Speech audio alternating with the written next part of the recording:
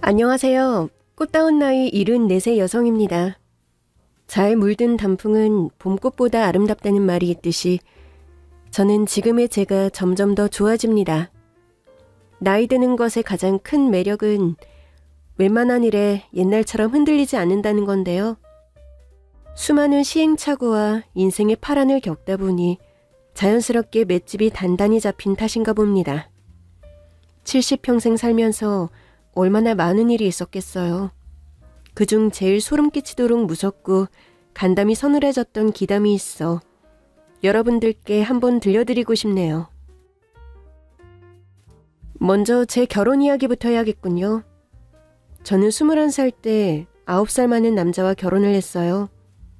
70년대에 남자는 29 전에 9수를 피해 결혼해야 했고 여자는 4살 차이가 적당하다고 해서 26살만 되면 시집가라는 소리를 들었습니다.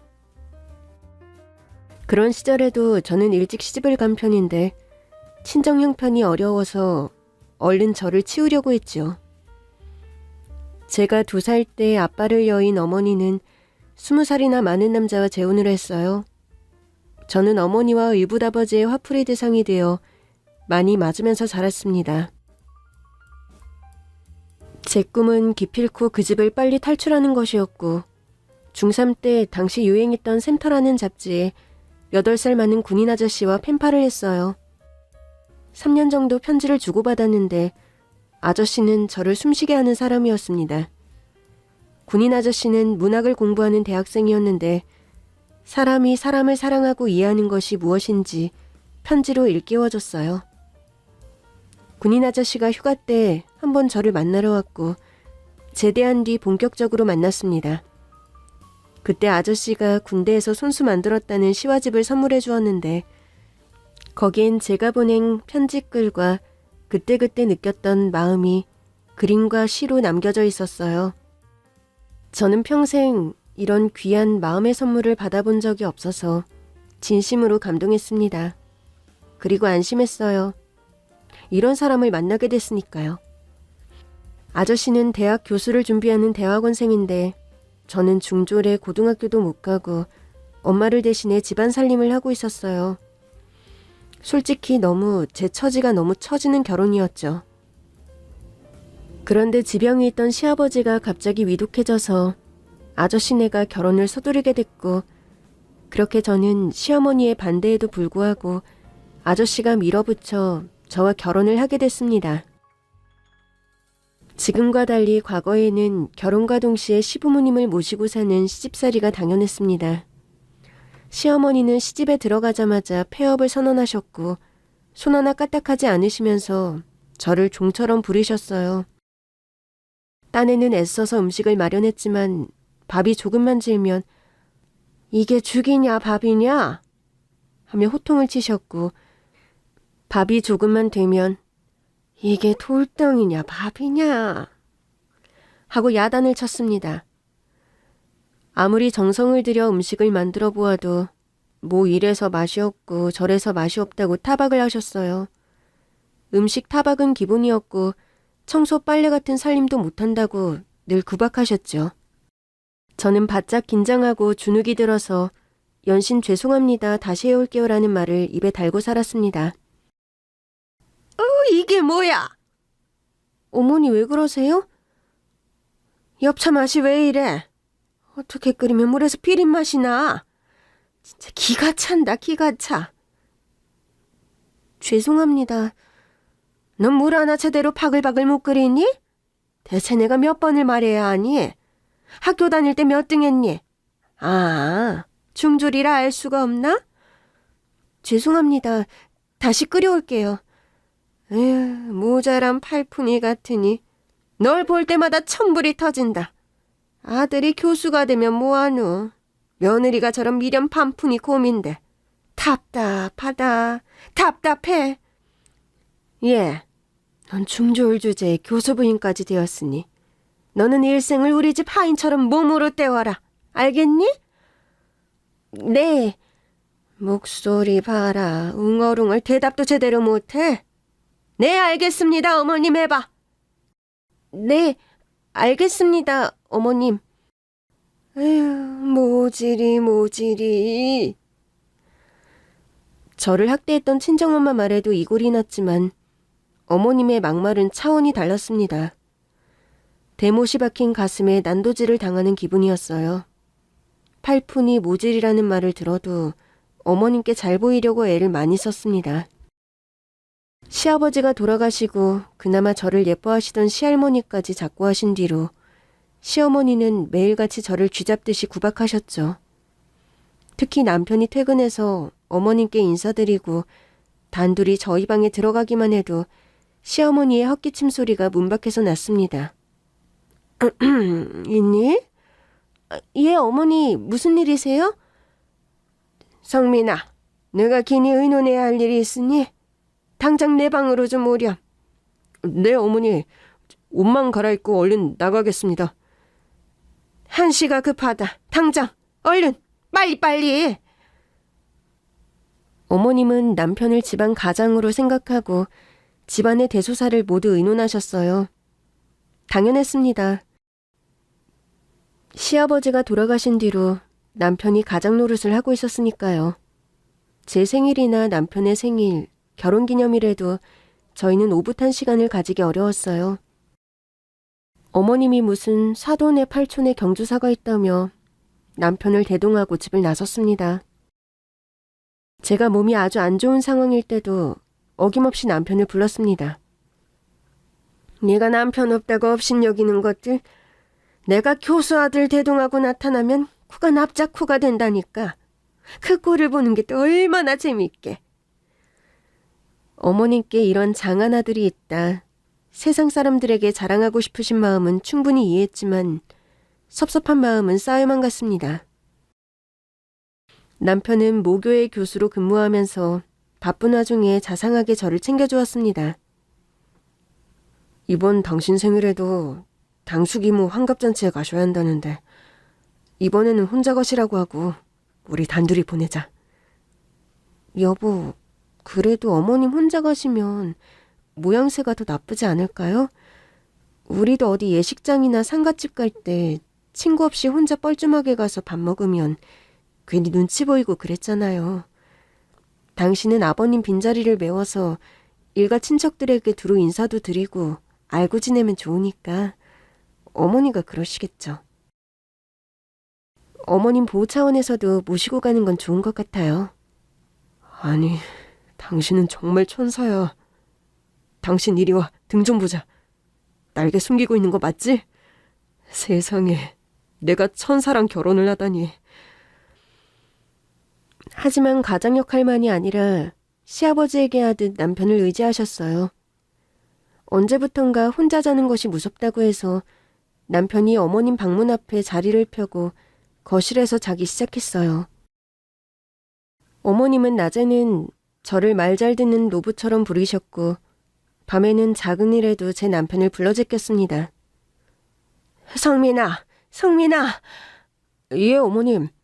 방에 바퀴벌레가 나왔어. 바퀴벌레. 어떡하냐. 어머님, 제가 들어가서 잡아드릴게요. 아유, 저기 봐. 저거 미국산 바퀴벌레가 들어왔다더니 덩치는 산만하구나. 아유, 징그러. 나는 무서워서 안 볼란다. 예, 어머님. 잠시만 기다리십시오.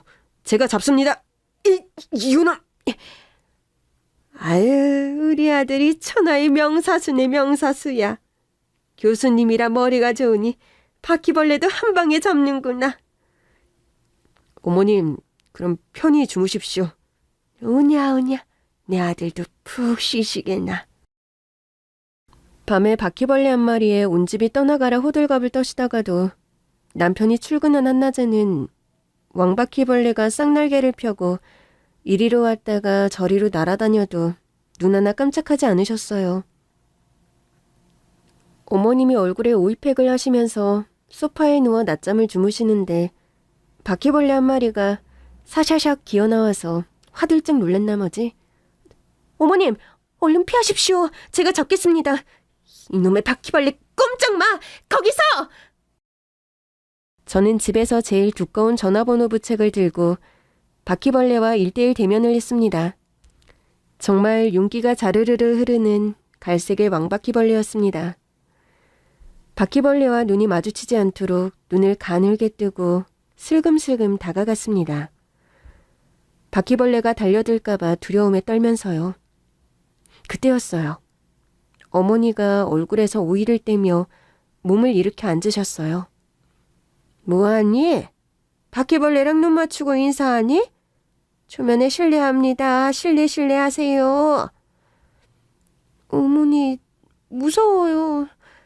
무섭긴 뭐가 무서워. 어머님이 탁자에 놓여있던 주판을 휙하니 던지셨고 주판 모서리에 맞은 바퀴벌레는 그 길로 깨꼬닥 비명횡사를 했습니다. 어머니, 나이스 캐치! 짱입니다요. 네가 그러면 내가 음메 기사로 할 줄 알았냐? 뭐하고 섰어? 안 치우고. 당장 저거 치워. 저는 바퀴벌레의 시체를 휴지에 돌돌 말며 어머님의 활약에 감동받았다고 알려드리고 싶었어요. 어머니, 진짜 바퀴벌레 잘 잡으시네요? 왜? 꿈냐? 나 바퀴 잡는 여자라고 성민이한테 이르려고? 그러기만 해봐. 너는 그날로 황천길 떠나는 거여. 입 조심하거라. 아니에요. 그런 말이 아니에요. 아니긴 뭐가 아냐. 뭐해? 빨리 안 치우고. 바퀴벌레 제사 지낼 일 있니? 모자라. 아이? 그렇게 어머님은 형광등 끄기, 텔레비전 켜기, 콘센트 뽑기, 바늘구멍에 실 끼우기 같이 본인 힘으로 충분히 할 수 있는 아주 사소한 것까지 저희를 밤낮으로 불러제꼈습니다. 이건 애교에 불과했어요. 제일 황당했던 일이 남편이 없을 때 저에게 시켰던 팥쥐 엄마 같은 행동들이었어요. 예전에는 쌀을 보관하다가 쌀벌레가 생겨서 아깝게 버리는 일이 많았죠. 시어머니는 시외숙이 고향에서 보내주신 쌀을 매우 아껴주셨습니다. 하루는 그 쌀들을 돌을 골라내고 쌀통에 넣어 보관하라고 하시더니 이튿날 쌀통의 쌀을 모두 가마니에 다시 넣으라고 하셨어요. 아무리 생각해도 바람이 순풍순풍 잘 드는 가마니에 넣고 먹는 게 좋겠구나. 쌀통의 쌀을 가마니에 넣고 바람 잘 드는 장소로 영차영차 굴리다시피 옮겨놓으면 어머님이 그걸 보시고는 안 되겠다. 여긴 아무래도 먼지가 쌓이겠어. 쌀은 다시 쌀통으로 원위치 시켜라. 뭐해? 안 옮기고. 예, 어머니.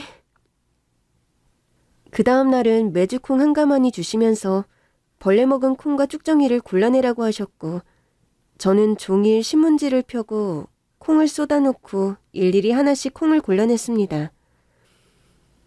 깨진 독에 물 채워 넣으라는 팥쥐 엄마처럼 매일 수상하고 불필요한 일들을 입에서 나오는 대로 시켜대서 저는 살림의 달인이 되기 위해서 헛둘헛둘 수련하는 나날이었어요. 시어머니는 어지간하셨습니다. 밥맛은 물맛이 좋아야 한다면서 뒷산 약수터에 물을 길어오라고 하시기도 했어요. 저는 새벽 일찍 눈 뜨자마자 커다란 흰색 물통을 들고 등산을 했습니다. 덕분에 저는 심장도 다리도 튼튼해지면서 나날이 건강이 좋아졌어요.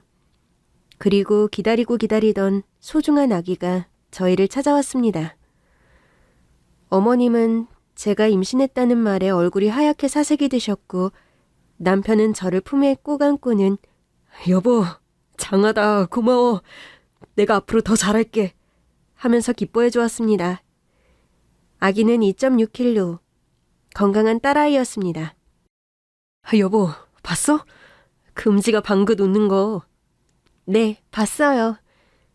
나중에 영화배우를 해도 되겠어. 표정이 1000개가 넘어. 너무 예뻐. 그렇게 좋아요? 당연하지. 어떻게 얻은 딸인데. 참 여보, 그거 봤어? 우리 딸 등에 날개 있는 거? 등에 작은 전말이에요? 신기하게도 양쪽으로 나란히 날개처럼 펼쳐져 있네. 이건 필시 하늘에서 내려온 천사가 분명해. 당신이 천사니까. 나도 봤는데 그거 우리나라 지도 모양 아니에요? 나는 우리나라 지도라고 생각했는데 옆에 작은 점은 독도구.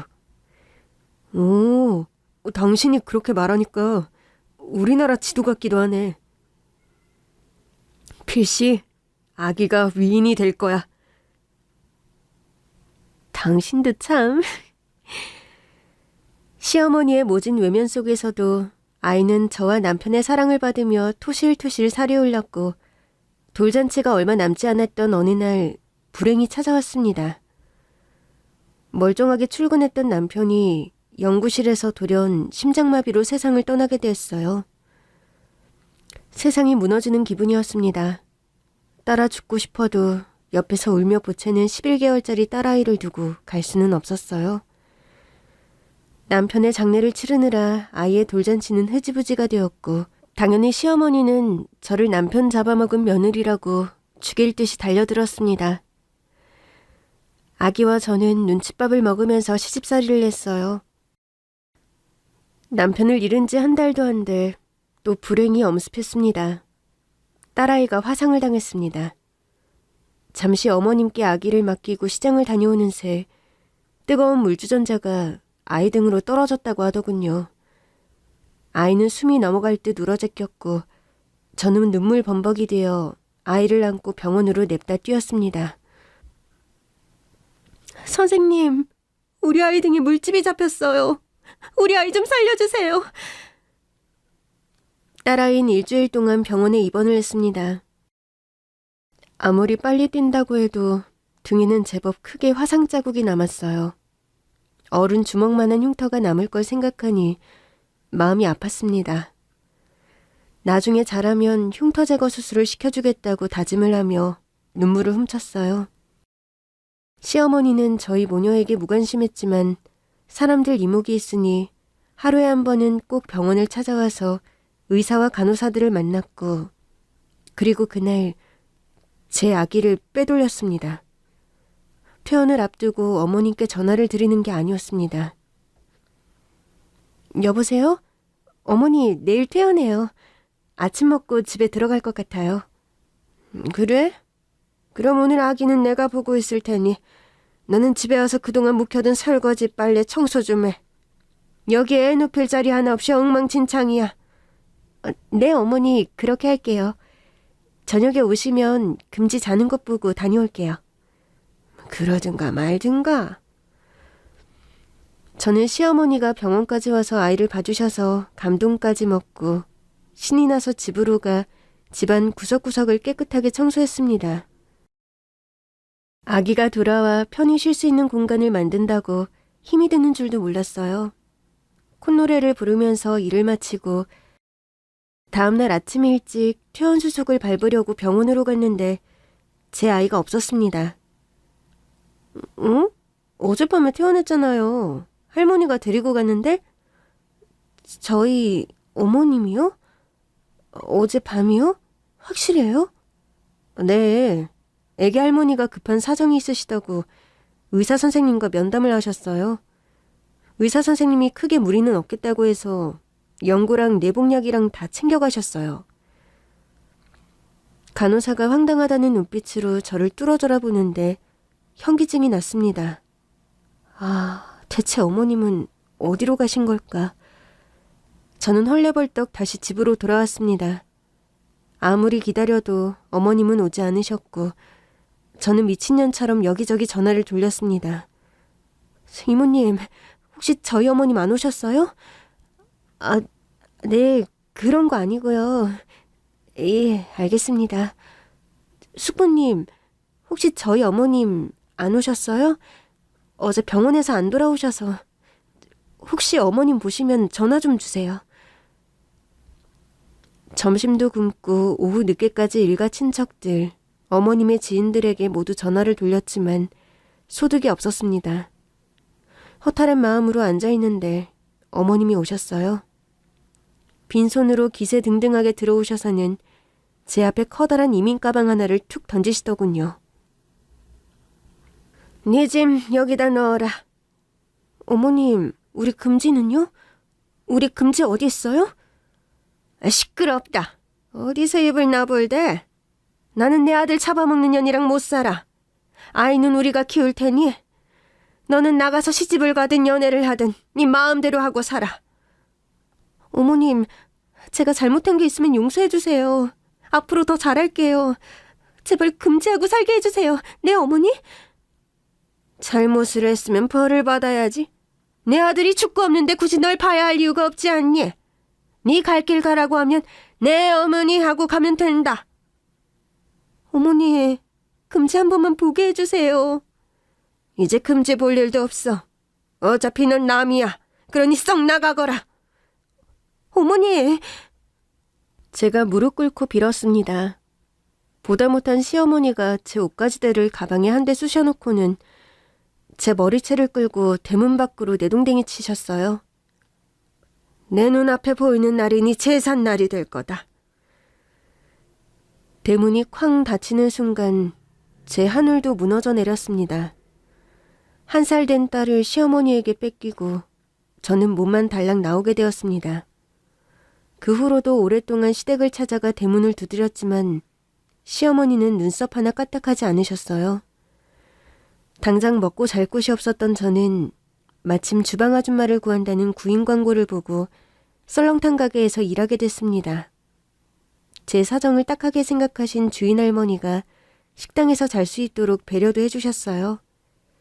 식당에서 일하며 아침 저녁으로 시댁을 찾아가 문을 두드렸습니다. 어머니! 어머니! 금지 한 번만 보게 해주세요.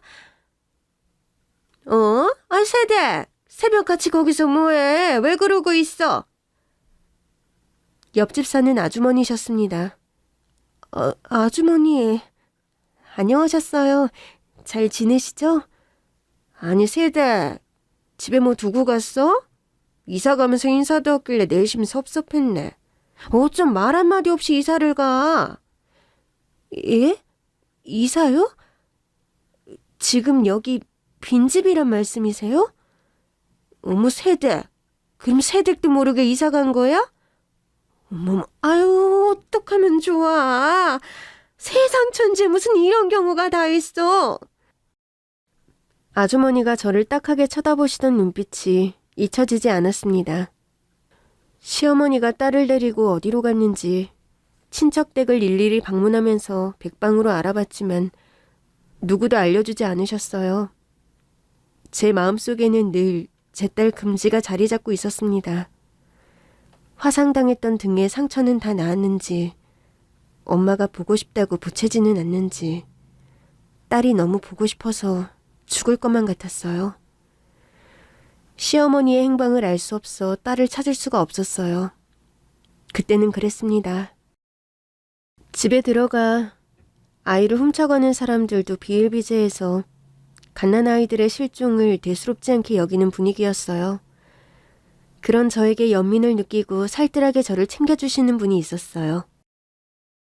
네, 설렁탕 가게 주인 할머니와 아들, 사장님이 저한테 그렇게 잘해주셨어요. 희원 씨, 그만 우세요. 그렇게 눈이 퉁퉁 부어서 붕어가 됐어요. 죄송해요, 사장님. 사과드리려고 한 말은 아니에요. 이제 희원 씨도 딸 그만 찾고 자기 인생 사셨으면 좋겠네요. 주인 할머니도 제 손을 잡으시고 다정한 말투로 이러셨어요. 힘내, 세대. 사람이 이렇게 여리고 착해 빠져서 이 험한 세상 어떻게 살아. 지난 과거는 똥 밟았다 생각하고 잊어버려. 아무리 힘든 일도 지나고 보면 다 좋은 법이야. 과거에 매달리지 말고 이제 세댁 행복도 챙겨야지. 두 분의 따스한 정이 저를 살게 하셨어요. 결국 사장님과 저는 재혼하게 됐고 저희는 부지런히 일한 결과 돈을 차곡차곡 모았습니다. 동네 작은 설렁탕집에 불과했지만 손님은 저희에게 월급을 주는 소중한 분이라는 장사 철학으로 성실하게 한 우물만 판 덕분에 밥장사로 100억대를 벌 수 있었습니다. 두 번째 결혼에서도 아들을 얻었고 저희는 화목한 가정을 이루었습니다. 아들이 건강하게 자라 예쁜 각시를 얻어서 장가드는 모습을 보면서 마음 한구석이 서늘했습니다. 이따금씩 딸은 어디선가 살아있을까? 살아있다면 어디서 뭘 하고 있을까? 이런 생각을 하면서 시간은 속절없이 30년이 흘러 제 나이가 53이 되었을 때였어요. 재혼했지만 가정은 행복했고 형편도 풍족해졌는데 여전히 마음속엔 갓난쟁이 내 딸이 티눈처럼 콕 박혀 있었습니다. 30년쯤 흘러 설령 제가 딸을 길에서 우연히 마주친다고 해도 알아보지는 못할 것 같았어요. 인정사정 보지 않고 천륜의 정을 떼어놓다니 몇 번을 생각해도 참 모질고 독한 시어머니였습니다. 아들을 결혼시키고 할 일을 다 했다는 생각이 들었는지 남편이 먼저 저 세상으로 떠나고 말았어요. 극심한 슬픔과 스트레스에 저는 뇌졸중이라는 병을 얻게 됐습니다. 50대에 뇌졸중을 앓으니 여간 불편한 게 아니었어요. 집안 살림은 물론 혼자서는 외출하기도 힘들 정도로 거동이 불편해지자 며느리가 저를 위해서 가정부를 드렸습니다. 옥란 씨, 저희 어머니세요. 살림 내용은 충분히 전달한 것 같고 어머님이 거동이 불편하시니 어머님 방에서 같이 주무셨으면 하는데 괜찮으시겠어요? 일 없습니다. 네? 일이 없다뇨. 안 된다는 뜻인가요? 그러면 좀 곤란한데. 일 없습니다. 그러니까 일이 없다니 하겠다는 거예요? 말겠다는 거예요? 옥란 씨는 대체 몇 번을 말하냐며 당장 울 것 같은 얼굴로 일 없습니다. 한 번 더 외쳤습니다. 얘야, 그만하렴. 괜찮다는 말인 듯 싶구나. 어머님, 옥란 씨가 연변 출신이라 말은 좀 어눌해도 살림 솜씨는 끝내준대요. 가정부로 들어온 연변처녀 옥란 씨는 한국말을 꽤 했지만 좀 어눌했습니다. 얼굴은 상당히 곱상한 편이었고 살림하는 솜씨도 꽤 야무지고 저를 케어하는 실력도 뛰어났습니다. 몸도 어찌나 민첩한지 저녁에 방으로 모기 한 마리가 날아들면 손뼉을 짝 쳐서 모기를 압사시키는데 그 솜씨가 가히 달인이었습니다. 어떤 날은 밥을 먹다가 젓가락으로 모기를 잡아 죽이는 걸 보고 기함을 했습니다. 저희 연변에서는 이 정도 모기는 모기축에도 못 낀다. 그저 무더운 여름날 모기뿔만 태우고 자도 아침에 일어나 보면 바닥에 모기가 우수수수 떨어져 있습니다. 빗자루로 쓱쓱 쓸어서 한 가마니 정도 나와야 그저 모기가 좀 있겠구나 기억합니다.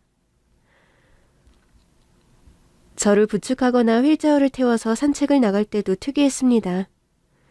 길고양이나 나뭇가지에 앉은 참새를 보면 가만두질 못하고 꼭 짱돌을 주워들고 정조준, 발사, 획 던져서 참새를 잡아오는 거예요.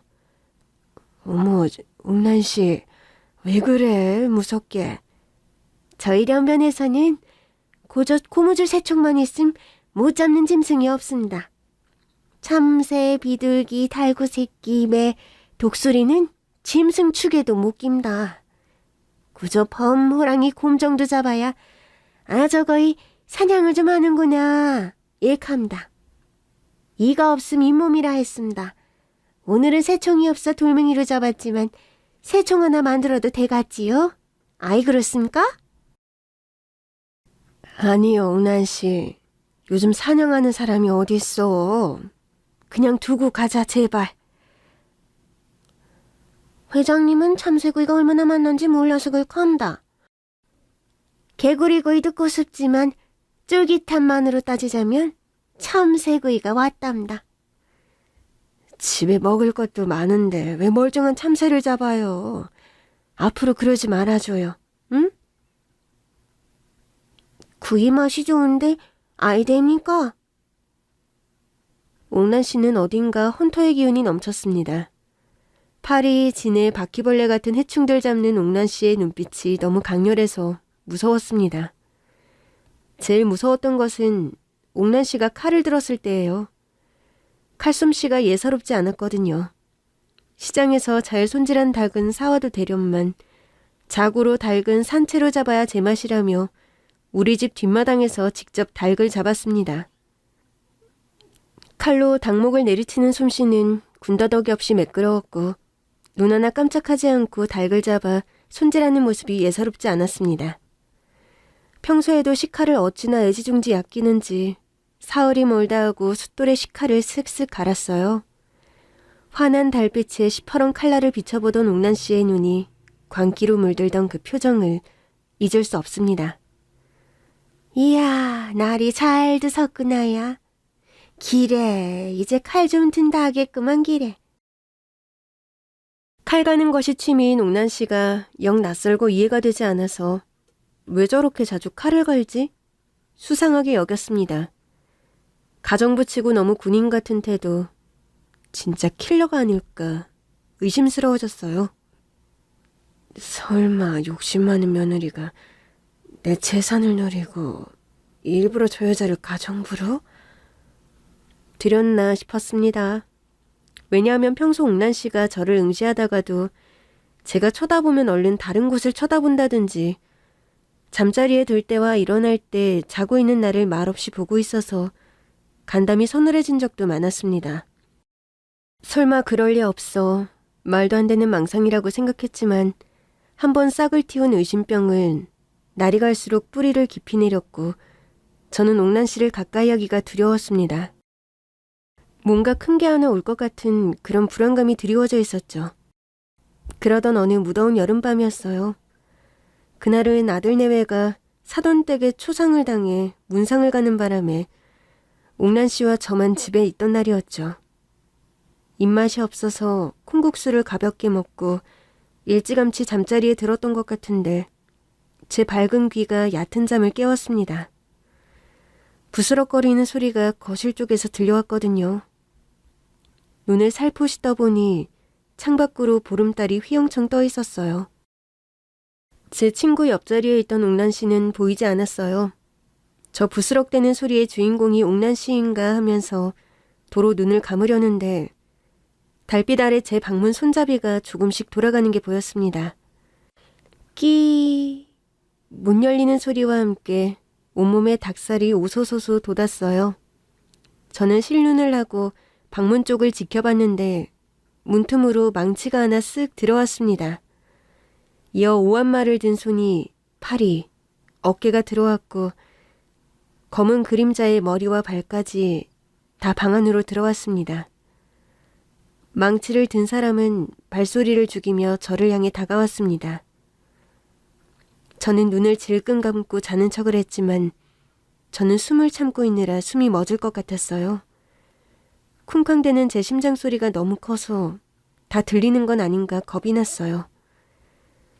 제 얼굴 바로 위에서 저를 내려다보는 눈길과 거칠어지는 호흡이 느껴졌어요. 실눈을 떠보니 망치를 둔 손이 점점 위로 올라갔고 이제 나는 저 세상으로 가는구나 모든 것을 포기할 무렵 번쩍하고 번개가 친 듯이 방안이 갑자기 환해지더니 검은 물체가 눈 깜짝할 새 나타났습니다. 절구에 쓰는 방망이를 든 옥란 씨였어요. 내 누군지 아니? 연변에서 온 창옥란이야. 도둑이 어이가 없다는 듯이 웃더군요.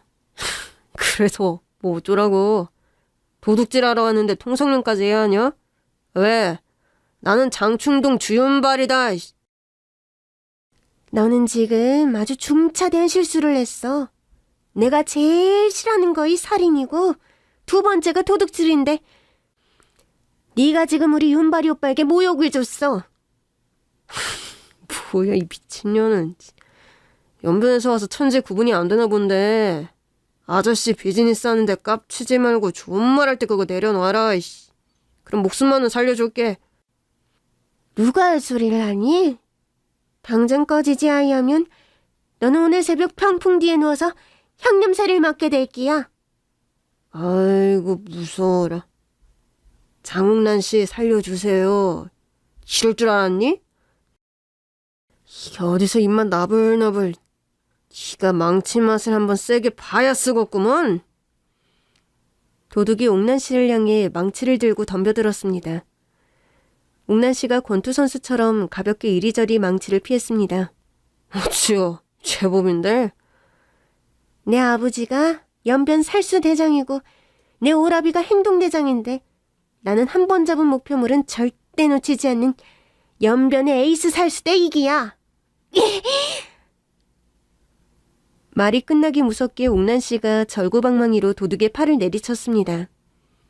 도둑이 아악 소리와 함께 망치를 떨어뜨리고 말았어요. 망치를 주우려고 엎드린 도둑과 숨죽이며 지켜보던 제가 정면으로 마주보게 됐죠. 도둑의 눈과 마주치는 순간 비명을 질렀어요. 제 비명 소리에 옥란 씨가 사장님, 일 없습니까? 하면서 니킥으로 도둑의 턱주가리를 날려버렸고 턱을 제대로 맞은 도둑은 빡소리와 함께 뒤로 나뒹굴었습니다. 옥란 씨가 도둑의 배에 올라타고 도둑의 멱살을 잡고 말했습니다. 내가 말하지 않았니? 새벽에 향냄새 맡게 될 거라고. 좋은 말 할 때 갔으면 이 꼴은 안 당하지. 네가 선택한 길이니 억울한 마음 먹지 말고 기꺼이 받아들여라. 이어서 무자비한 방망이질이 시작됐습니다. 얼굴과 등과 팔다리 할 것 없이 5, 6월 개패듯 사정없이 방망이를 내리쳤습니다. 비명을 지르다 못해 기절 직전에 다다른 도둑이 가까스로 살려고 소리쳤습니다. 타임! 살수 누나, 아니 살수 누님 살려주세요. 눈과 입이 터지고 코피를 줄줄 흘리는 도둑이 겨우 무릎을 꿇고 애원을 했습니다. 저는 죽을 힘을 다해 몸을 일으켜 세워 앉았습니다. 옥란 누님, 한 번만 살려주십시오. 다시는 도둑질을 하지 않겠습니다. 너 혼자 왔니? 네, 아니요, 싱글은 아니고요. 처자식이 있어요. 품잘남입니다. 누가 그런 걸 물었니? 쓸데없는 정보 말하지 말고 아가리 닥치라. 네, 누님. 여기는 어떻게 온 기야? 동네에서 제일 큰 집으로 들어왔어요. 실은 저도 평범한 직장인이었는데 제가 정리해고를 당하는 바람에 어쩔 수 없이 밤이슬을 맡게 됐습니다. 제가 감옥에 가면 저희 집은 때를 굽게 됩니다. 누님, 한 번만 눈 감아주시면 앞으로 세상에 빛과 소금이 되어 잘 살겠습니다. 죄를 지었는데 벌은 아이 봤니? 사장님, 경찰에 신고 아이 해도 됩니까? 그래도 해야 같지 않아요? 옥란 씨가 전화를 하려고 등을 돌리는 순간 도둑이 잽싸게 구석에 떨어져 있던 망치를 도로 주워들고 반격을 시도했습니다. 저도 모르게 옥란 씨하고 소리쳤어요. 옥란 씨가 귀신같이 달려드는 도둑의 팔을 잡아채서는 으아 괴성을 지르며 들배지기로 방구석에 패대기 쳤습니다. 도둑은 죽기 살기로 옥란 씨를 잡고 버둥버둥 매달렸고 몸싸움을 벌이던 와중에 옥란 씨의 위도시 찢어지고 말았습니다. 어찌 이 변태 새끼가 콧다우르밖에 못하네? 네가 진정 죽고 싶어서 환장을 했구나. 오늘 내 손에 죽어보는 기야. 옥란 씨가 씩씩대며 도둑을 들었다 놨다 패대기를 치고 발로 차고 굴리기를 수십 번을 하자 에고고고고 에고고고고 비명도 제대로 못 지르던 도둑이 입에 개거품을 물고 깨꼬다 기절을 하고 말았습니다. 별것도 아닌 놈이 깝치고 있어. 기절한 도둑의 팔다리를 빨랫줄로 칭칭 묶고 난 뒤 옥란 씨가 저에게로 다가왔습니다. 사장님, 많이 놀라셨습니까? 옥란 씨는 괜찮아요? 일 없습니다. 저희 연변에서는 고조 도둑 한 명은 도둑 측에도 들지 않습니다. 한 10대 명은 때려잡아야 도둑이 들었구나 합니다. 옥란 씨, 구급약 좀 갖다 줄래요? 옥란 씨 몸에 상처, 약 발라야 해요. 일 없습니다. 아니야, 아가씨 몸에 흉터 생기면 어떡해. 저기 화장대 서랍에 있어요. 구급약 상자. 옥란 씨가 구급약 상자를 꺼내 들고 왔습니다. 도둑과 격투를 벌이느라 여기저기 까지고 피나는 곳을 소독하고 연고를 발라주었습니다. 아유, 어떡해. 아가씨 손을 이리 만들어서 어째. 등에도 긁힌 자국이 있던데. 돌아봐요. 일 없습니다. 거긴 원래 있던 상처입니다. 그래도 한번 봐봐요. 옥란 씨의 등에 난 생채기는 없나 찬찬히 살피던 저는 등 한가운데 난 화상 자국과 양날개 죽지에 점을 발견하고 심장이 미친 듯이 두근거리기 시작했습니다. 옥란 씨, 이 양날개 죽지에 우리나라 지도 모양의 점이 있네요. 아, 신기하죠? 지도 모양의 점이 있어서 전생에 독립군이 아니었냐고 친구들이 놀려댔습니다. 마이 흉한가? 옥란 씨, 여기 커다란 화상 흉터 언제 생겼어요? 아, 그건 어릴 때부터 있던 상처라고 들었습니다. 어쩌다가? 그거까지는 잘 모릅니다. 부모님이 극하는데 저를 만날 때도 흉터가 있었으니 갓난쟁이 시절에 다친 것 같다고 하셨습니다. 아기 때 부모님이랑 따로 살았어요? 실은 아무한테도 말 못한 비밀인데 사장님만 아십시오. 지금 부모님은 인신매매 시장에 나온 저를 보고 가여워서 저를 키워주신 양부모님입니다. 인신매매 시장이요? 예, 저희 시골에는 옛날부터 가난한 어린아이를 사고 파는 시장이 있었는데 부모님이 우연히 그곳을 지나다가 한 노인이 저를 사려고 흥정하는 모습을 보고 그래도 두면 안 되겠다 싶어 저를 입양하셨습니다. 옥란 씨, 나이가 정확하지는 않지만 32입니다. 저는 모르게 옥란 씨의 뒤를 확 껴안았습니다. 사장님, 무슨 일이십니까? 옥란 씨, 나한테 잃어버린 시모한테 납치당한 갓난쟁이가 있는데 태어날 때부터 등 양날개 죽지에 점이 나 있었어요. 애기 아빠는 날개 죽지에 점이 있어서 천사의 날개라고 불렀고 저는 우리나라 지도 모양 같다고 했죠. 우리는 아이가 필시 큰 인물이 될 거라고 좋아했어요. 신기합니다. 양날개 죽지에 저처럼 점이 생긴 사람이 또 있다니 말입니다. 그런데 더 놀라운 건 제 딸아이 등에도 화상 자국이 있었다는 거예요. 애가 1살도 안 됐을 때 내가 시장을 나간 사이에 시어머니가 한눈판 사이에 화상을 당했다고 했지만 아무리 생각해도 아이 등에 뜨거운 주전자를 올린 것 같았죠. 옥란 씨 등에 난 흉터처럼 이렇게 동그랗게. 기카면 사장님 아이가 저처럼 화상 자국에 점도 있었다는 말씀이십니까? 맞아요.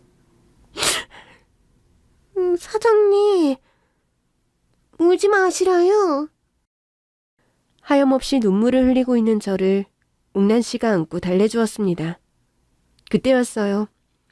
팔다리가 빨랫줄로 꽁꽁 묶인 도둑이 정신을 차렸는지 입을 나불나불대기 시작했습니다. 세상에, 어떻게 이런 일이 다 있습니까? 어릴 때 잃어버린 아기가 중국에 팔려가는 것도 상상 초월인데 중국에서 노예로 팔려가는 아이를 구해서 키운 양부모님 덕분에 다시 한국으로 왔는데 여기서 다시 친어머니를 만난다는 게 이게 하늘이 맺어준 인연이 아니면 설명이 안 되는 일이 아닙니까? 어머님, 누님 축하드립니다. 따님이네요. 따님을 찾으셨네요. 뭐하세요? 쇳불도 당김에 뽑으라고. 빨리 병원에 가서 유전자 검사 안 받고 얼른 검사 받아보세요. 유전자 검사요? 친자 확인 유전자 검사를 받으시고 확인 사살하고. 아이고, 미리 축하드립니다. 사모님, 모녀 상봉도 하셨는데 저 좀 풀어주시면 안 될깝시요? 누님, 사모님, 귀부인.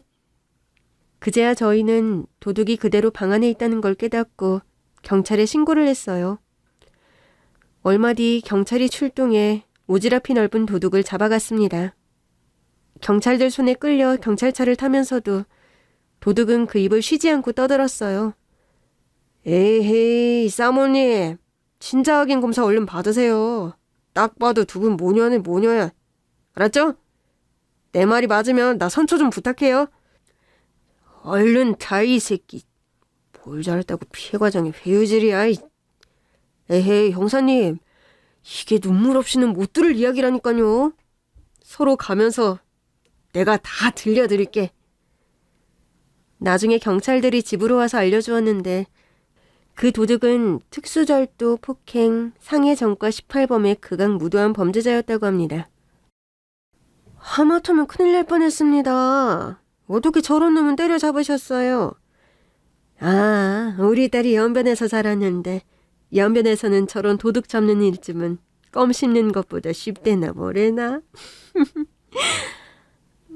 연변에선 따님이 계셨어요? 우리 딸 금지라고? 아까 커피 내었던 아이가 제 딸이에요. 30년 만에 만난 내 분신. 정말 하는 짓이 너무 예뻐요. 눈에 넣어도 안 아프답니다. 그랬습니다. 친자 확인 유전자 검사 결과 옥란 씨는 제 딸이 틀림없었습니다. 그날 처갓댁에 다녀온 제 아들이 도둑을 작살내버린 옥란이 이야기를 듣고 또 잃어버린 딸일지도 모른다는 말을 듣고 곧장 병원으로 가서 검사를 받게 해주었고 그 결과는 해피엔딩이었습니다. 어머님, 옥란 씨가 어머님 따님이라고요? 제가 가정부를 구할 때 원래는 다른 이모님이 오기로 했거든요. 그런데 그 이모님이 갑자기 더 좋은 조건으로 제안이 들어왔다면서 취소를 하시는 거예요. 갑자기 사람을 새로 구해야 해서 막막해하고 있으니까 속에서 소장님이 그러셨거든요. 이번에 연변에서 온 처녀가 있는데 가정부 일은 처음이지만 눈빛이 아주 예사롭지 않다고. 뭘 시켜도 잘해낼 관상이라고 칭찬을 하시면서 떠다 밀길래 내심 찜찜한 마음으로 채용을 했거든요. 못 먹어도 구다. 한 달 서버가 아니면 받고 심산이었죠.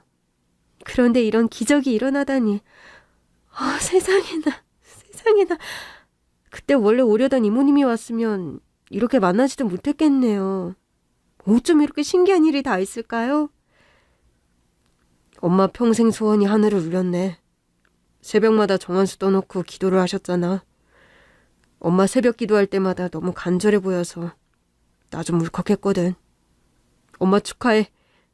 나도 누나가 생겨서 너무 좋아. 우리 행복하게 살아요. 고맙구나, 금동아. 우리 네 식구 천년만년 행복하게 살자꾸나. 아들이 옥란 씨, 아니 금지의 손을 잡으며 환하게 웃었습니다. 누나!